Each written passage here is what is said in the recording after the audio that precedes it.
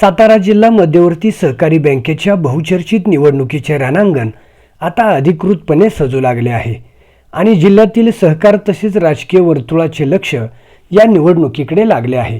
राज्य सहकारी निवडणूक प्राधिकरणाच्या निर्देशानुसार सन 2026 ते 2031 या कालावधीसाठी होणाऱ्या संचालक मंडळ निवडणुकीच्या अंतिम मतदार यादीची प्रक्रिया सुरू करण्यात आली आहे। जिल्हा सहकार निवडणूक अधिकारी तथा विभागीय सहाय्यक निबंधक डॉक्टर महेश कदम यांनी निवडणुकीचा कार्यक्रम जाहीर केला असून 7 जुलै ते 5 ऑगस्ट 2026 या कालावधीत सभासद संस्थांनी आपल्या प्रतिनिधींचे ठराव संबंधित सहाय्यक निबंधकांकडे सादर करायचे आहेत।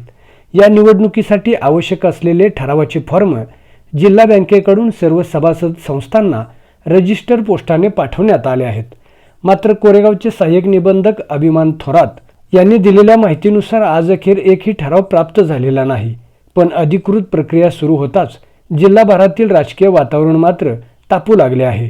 विविध गटाकडून इच्छुकांची चाचपणी, गाठीभेटी, संपर्क मोहीम आणि रणनीती आखण्यास सुरुवात झाल्याची चर्चा आहे। यावेळी सर्वात मोठा प्रश्न आहे, कोण होणार संचालक? कोणत्या तालुक्यातून कोणाला मिळणार उमेदवारी? कोणते नवे चेहरे संधी मिळवणार? विद्यमान संचालक पुन्हा मैदानात उतरणार का? की यावेळी बँकेच्या राजकारणात मोठा बदल पाहायला मिळणार? पुढील काही आठवड्यात या निवडणुकीच्या हालचाली अधिक वेगाने घडण्याची शक्यता असून सातारा जिल्ह्याच्या राजकारणातील अनेक समीकरणे या निवडणुकीतून स्पष्ट होणार आहेत।